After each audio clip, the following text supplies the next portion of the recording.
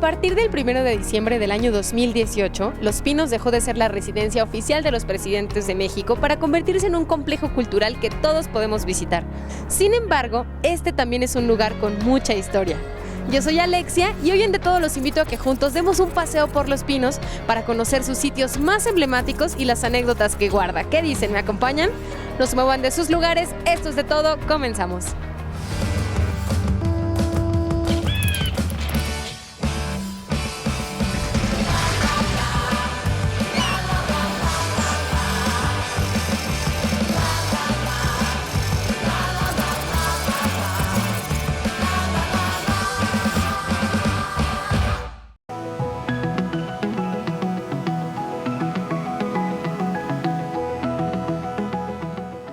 ¿Y quién mejor para acompañarnos a conocer la historia de este emblemático recinto que nuestro querido amigo el historiador Marco Fabricio? Muchas gracias, bienvenido una vez más a De Todo. Al contrario, Alexia, muchísimas gracias por la invitación, es un placer estar aquí. Pues precisamente estamos en un lugar bastante reconocido aquí en la Ciudad de México, es un lugar con mucha historia y también muy hermoso. Se trata del bien llamado Los Pinos. Así es, ahora Complejo Cultural Los Pinos, anteriormente Residencia Oficial de Los Pinos, es un complejo que vamos a conocer. Sabemos que tiene 56,000 metros cuadrados, uno de los espacios más amplios para una sede de gobierno, más de 20 edificios que se han construido a partir de 1964. Entonces, vamos a dar una vuelta, vamos a conocerlo.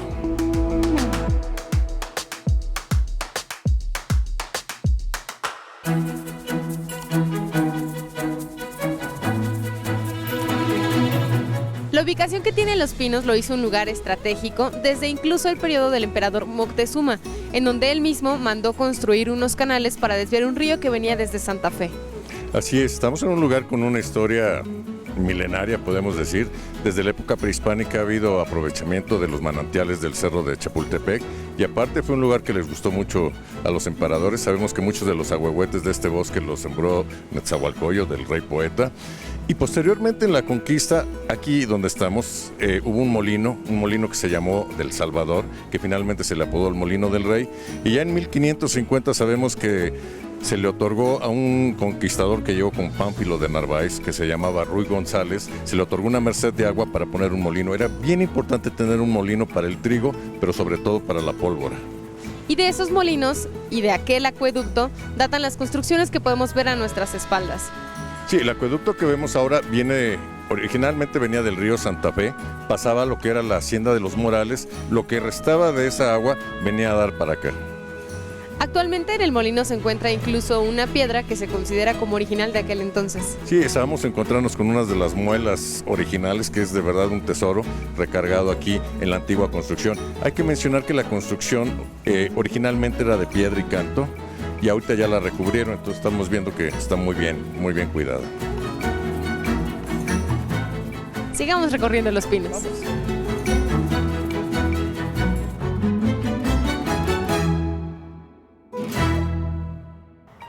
Ahora nos encontramos en un área a un costado del periférico, sobre una calle en donde antes se podía transitar, posteriormente fue cerrada y ya pertenece al complejo de Los Pinos. Pero lo importante es que aquí se encuentra un mausoleo.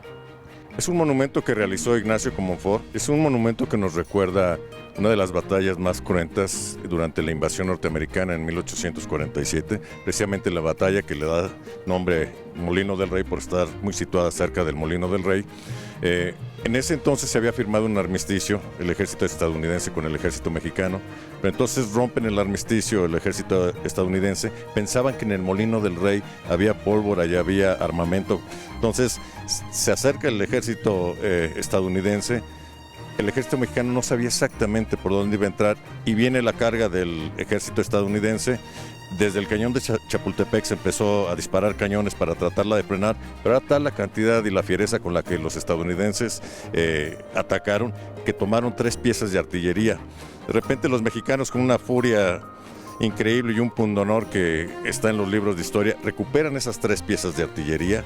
Pues en desventaja numérica y de armamento hacen un esfuerzo enorme y toman la ventaja en la batalla. Lo único que nos faltó es que la carga de caballería que tenía a su cargo Juan Álvarez atacara en ese momento. Es uno de los errores tácticos más lamentables de nuestra historia. Aquí murieron personas muy valientes, entre ellos el general Antonio León, el general Lucas Valderas, al cual le debemos el nombre de la estación Valderas, Y este mausoleo se encontraba anteriormente enfrente en el periférico, cerca del Parque Rosario Castellanos. Se trasladó aquí hace unos años y se encontraron que había restos de personas adentro. Entonces, pues es un homenaje y nos recuerda permanentemente el sacrificio de esos mexicanos por defender su patria. A este mausoleo lo acompañan algunos elementos distintivos de la batalla, como 10 cañones, y dentro de la misma columna encontramos también otros elementos que representan mucho esta trágica batalla. Sí, están 10 cañones. De esos 10 cañones, la mayoría son modernos, solo hay 2 que pudieran ser contemporáneos. Pero un detalle que nos llama mucho la atención en el monumento son las antorchas hacia abajo. La antorcha hacia abajo en la simbología significa muerte, habla de ese sacrificio. Son muchas las cosas que podemos admirar y comprender aquí en el Complejo Cultural de Los Pinos. Vamos a continuar.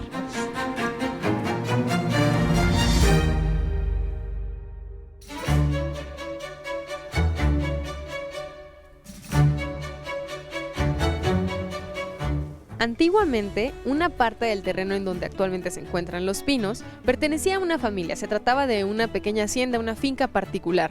Y ahorita estamos justo en el lugar donde se encontraba aquel chalet victoriano. Si estamos en lo que alguna vez se llamó la Casa de la Hormiga. Después de la batalla del Molino del Rey, pues este terreno quedó devastado. De por sí casi no había nada, era un erial. Entonces los dueños eran la familia Cervantes. Ellos se la venden al general Rincón Gallardo en 40,000 pesos y a su vez el general Rincón Gallardo la vende en partes. Una parte de ella se la vende a la familia Martínez del Río. Era una de las fincas más bellas del Valle de México y lo más importante era la vista. Era una vista preciosa, se veía el bosque de Chapultepec, el centro, las iglesias con las campanas y finalmente los volcanes en el fondo. Una cosa idílica, parecía pintura de Velasco. Todas estas cualidades hicieron que la propiedad fuera deseada por muchas personas, por supuesto.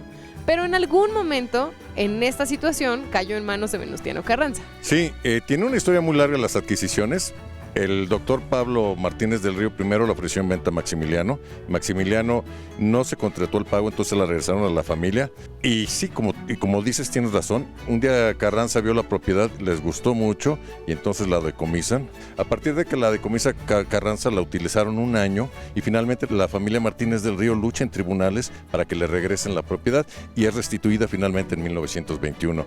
Aunque cuando ya había con tantos problemas y cosas de los herederos, acabaron vendiéndola en 1924 al gobierno de México. Y así es como en la actualidad podemos disfrutar de este espacio. Y bueno, ya que también después pasó a ser vivienda de los presidentes, pero esa ya es una historia más adelante. ¿Qué te parece, Marcos, si entramos a echar un vistazo? Vamos a conocerla.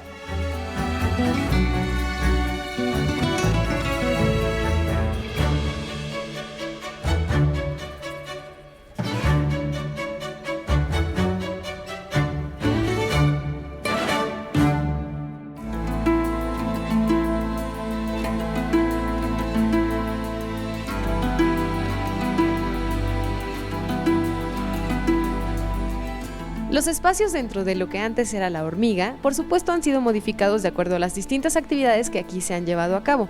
En donde estamos Marco y yo, por ejemplo, ahorita, se utilizaba como oficina presidencial. Así es, pues estamos en un edificio histórico, como habíamos platicado, viene desde el siglo XIX. En esta construcción han pasado muchas cosas. Finalmente decíamos que fue parte de los generales, hubo un general, el general Amaro, que vivió aquí. Y él modificó mucho la estructura, era una estructura original que era un chalet tipo victoriano, pero no era muy práctico.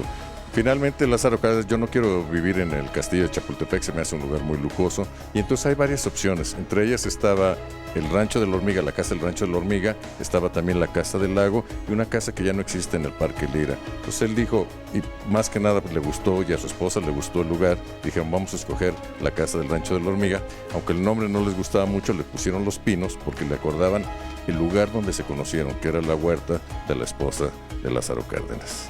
Así que por eso se llama Los Pinos. Sí, vienen de historias románticas. Y hablando de historias románticas, aquí también pasó una muy celebrada. Aquí fue la boda de una actriz mexicana. Claro, cómo olvidar esa boda, fue bastante sonada porque el lugar es hermoso y porque también Dolores del Río era una actriz bastante reconocida.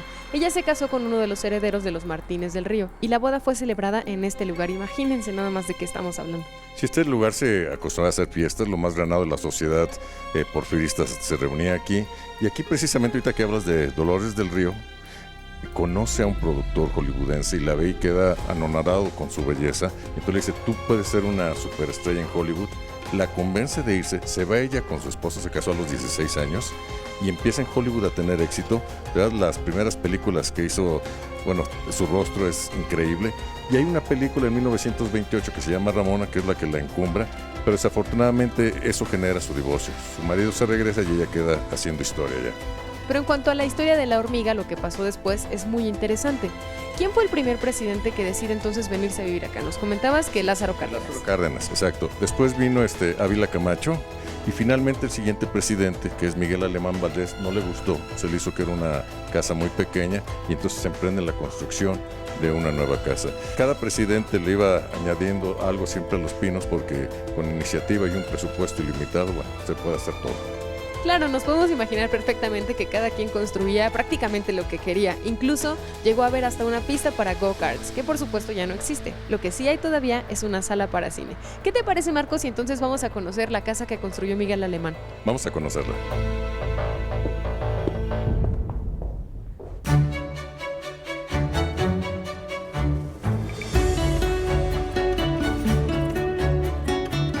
Ahora, mientras nos dirigimos a la casa Miguel Alemán, Marco y yo estamos caminando sobre el Paseo de la Democracia.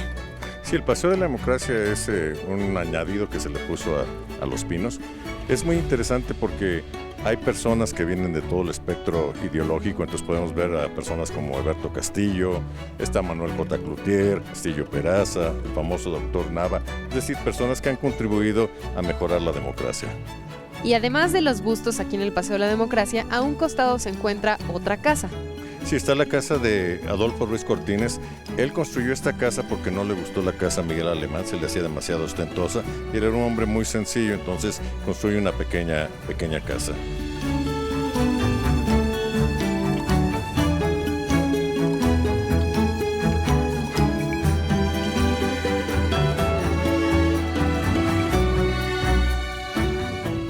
Vaya que es imponente, con razón muchos presidentes, la mayoría, quisieron vivir aquí. Es impresionante, ¿verdad?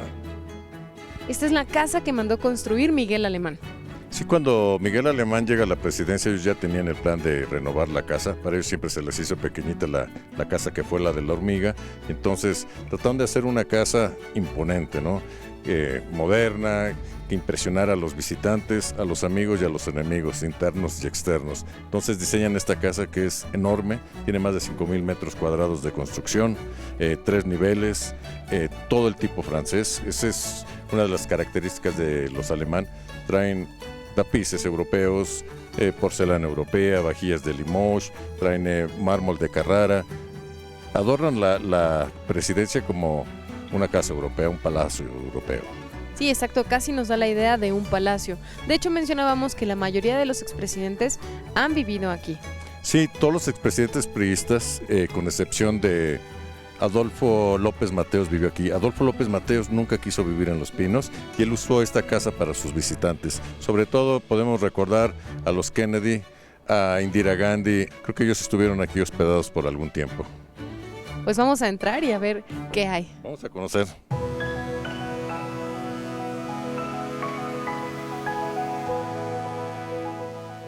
En esta casa, como ya nos contó Marco, han vivido la mayoría de los presidentes y cada uno, por supuesto, le ha ido haciendo modificaciones también de acuerdo a sus gustos, a lo que han necesitado. Pero finalmente, casi siempre ha sido habitacional.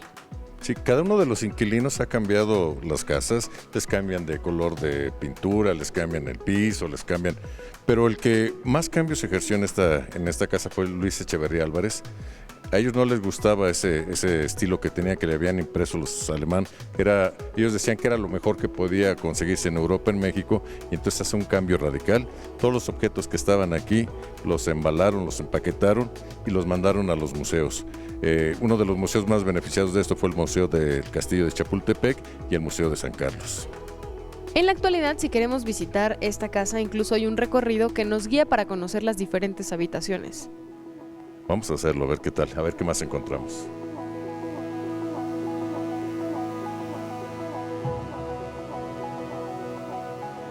Una de las habitaciones de esta casa que vale la pena visitar y ver lo que podemos encontrar en ella es la Biblioteca José Vasconcelos. Y ahorita estamos aquí y estamos viendo que los libros que leían los presidentes, más o menos nos damos una idea. Vemos por ahí la serie de los premios Nobel de Aguilar de 1955, algunas de las primeras series del Fondo de Cultura Económica. Pues sí que bueno, que es un lugar muy atractivo de la casa. Es un lugar muy agradable para los que les gusta leer.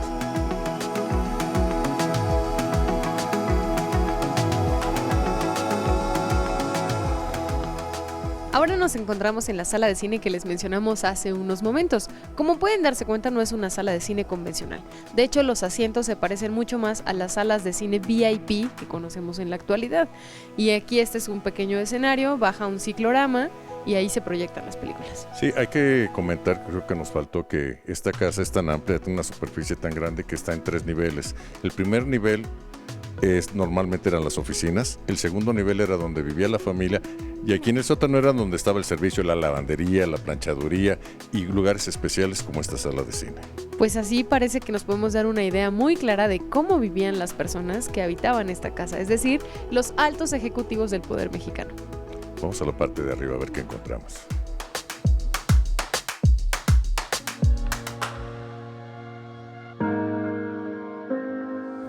Estamos en la terraza principal de toda esta casa. Desde aquí tenemos una vista muy bonita de los jardines que dan enfrente y bueno, creo que es un lugar privilegiado.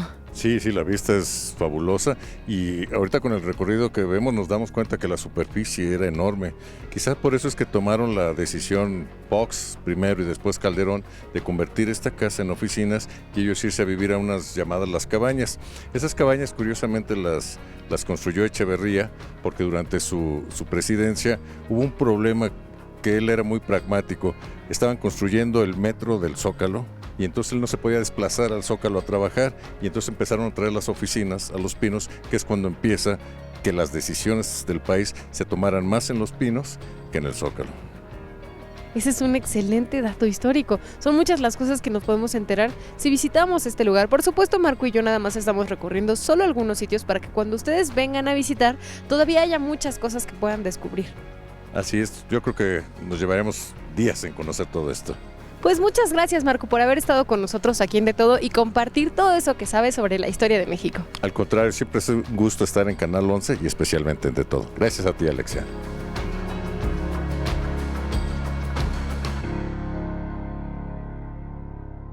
Como ya conocimos, además de la historia que guarda este lugar, en la actualidad también lo podemos disfrutar como un complejo cultural.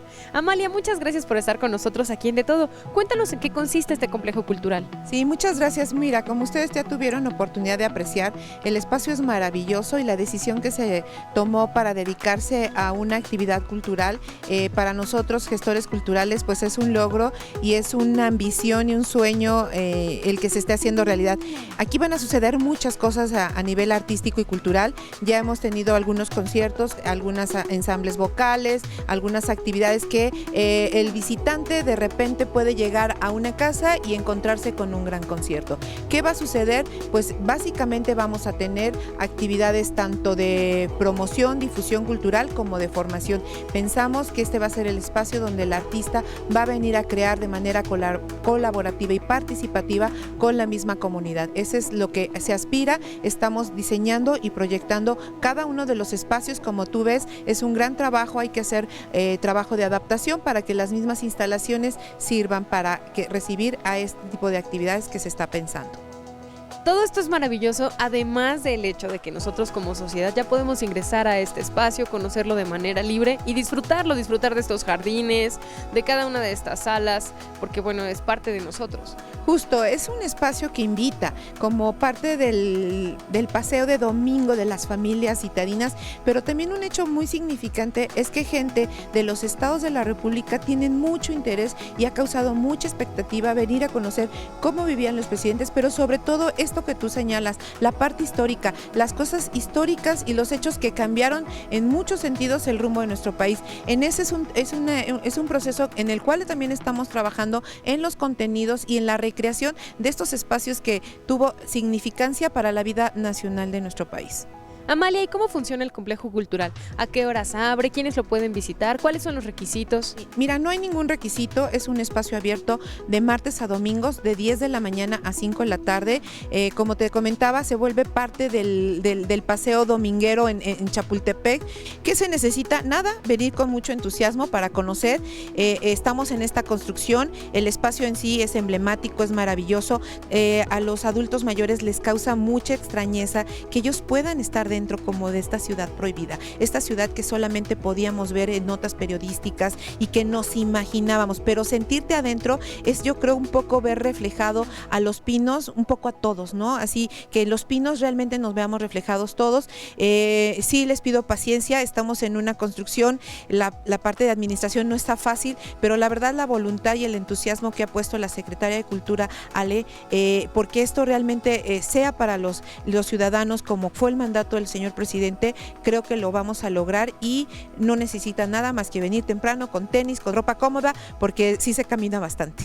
Y porque además vamos a encontrar aquí muchas actividades culturales para enriquecer aún más nuestra visita. Justo, esa es la parte que estamos diseñando. La idea es que tengamos estelares cada mes, pero que cuando tú vengas a esta visita te sorprenda la actividad cultural, artística y el arte en sí te logra atrapar. Estamos también de la mano con el programa de cultura comunitaria, donde aquí va a suceder cosas muy interesantes que queremos que trastocar la vida de las comunidades como ya están trastocando la vida de Los Pinos. Suena fantástico, esto es solo el comienzo. Así empezamos y la verdad es que como se dijo, Los Pinos para el pueblo.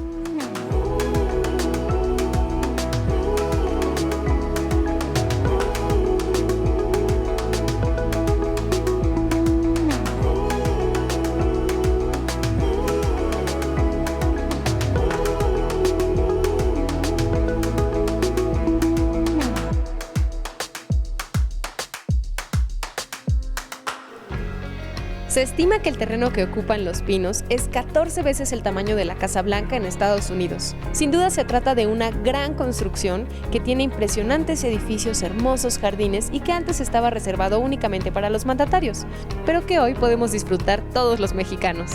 Deja tus comentarios en nuestras redes sociales, Facebook, Twitter, ya las conoces. ¿Quieres volver a ver este capítulo? Visita nuestro podcast en iTunes o nuestro canal en YouTube. Ahí están todos y los puedes ver las veces que tú quieras. Yo soy Alexia y recuerda que aquí en De Todo cada día vivimos una aventura diferente.